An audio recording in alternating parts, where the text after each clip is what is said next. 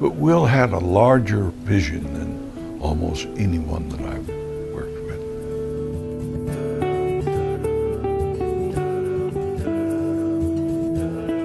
Will was a trained and dedicated scientist, and he understood the place of presence, the power, the potential of science in the contemporary world. And he also had a great appreciation for education and was willing to financially invest and, more importantly, to invest himself. He has been generous beyond measure and has taken a deep interest in the establishment of the Cutler Scholars Program. And this reflected both his loyalty to his home community of Greenfield and the university. And the first Cutler Scholars were from Greenfield McLean High School.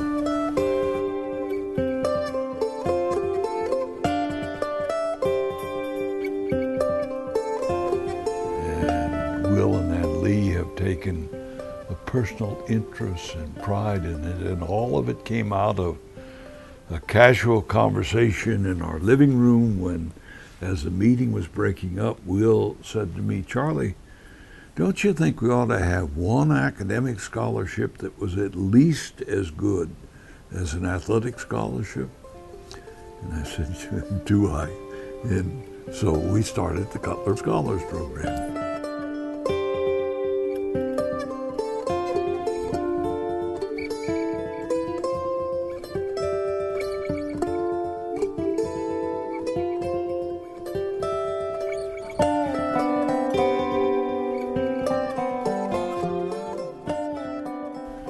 We had talked about the university's need to contribute to the economic development of the region. And out of this grew a conversation that we would develop a research park. But the committee came to the conclusion we didn't need a research park. There wasn't really a base in terms of corporate support for it. So what we really needed to do was to nurture scientific discoveries and inventions and to use them to grow economic potential. And without Will, the Innovation Center would not have occurred. He took ideas, he established an office and support staff, first in the old chemistry building, and he took these and personally provided guidance and support and direction. And the Innovation Center as we know it today, Diagnostic Hybrids as we know it today, is here because of Will Konneker. So my name is Dave Scholl, and I'm president and CEO of Diagnostic Hybrids. It's a company that Will Konneker was part of founding with two scientists here at Ohio University. And I'm fortunate enough to have been part of the early technical group that started with the company in 1983. And very proud to say that from the standpoint of the growth of the company, we've always had an influence, I guess, from not just Will, but generally the Ohio University administration, the foundation, and of course under Will's leadership, an interest in making something special happen in Appalachia. It took us 8 to 10 years and some significant support by some very helpful investors, namely Will Konneker, that allowed us to be nurtured to a point where some of the management team maybe got a little bit smarter through the process and developed products that all of a sudden started to hit that functional unmet need requirement. Will, during these struggling years of the innovation program, would come to my office late in the afternoon and say, "Okay, Charlie, that's it, no more. I am not going to countersign any more loans to help this business get off the ground." And we talked for a bit, and He really wanted to see it happen. And, well, maybe a little longer. While folks in the early, mid-'80s and even into the '90s were saying that doing business here was just a huge mistake, again, it goes back to the commitment and the personal, singular commitment of Will Konneker to basically putting his cash up as well as his time. I mean, the cash is for some folks a little bit easier than the time. And what he balanced was both of those commitments, which was very telling to me as a young scientist and a young entrepreneur, as well as the other members of the team.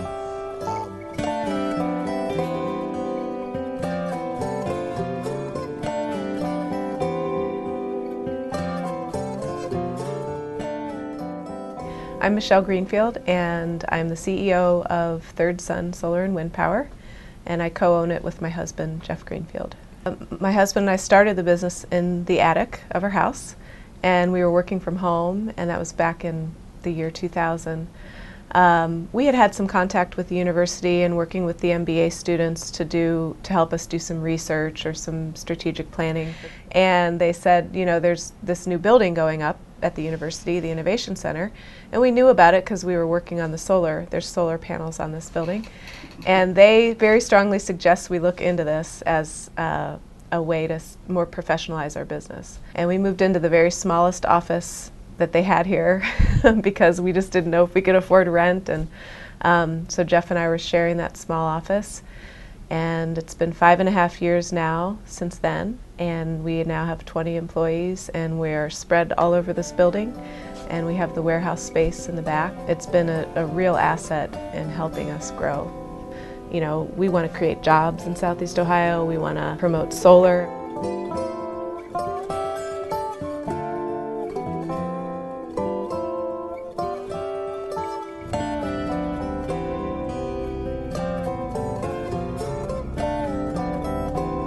And we've always felt that the mission here was one, not only of being a successful company, but doing it in a community where you would have a very positive impact. And the Innovation Center as we know it today, Diagnostic Hybrids as we know it today, is here because of Will Konneker.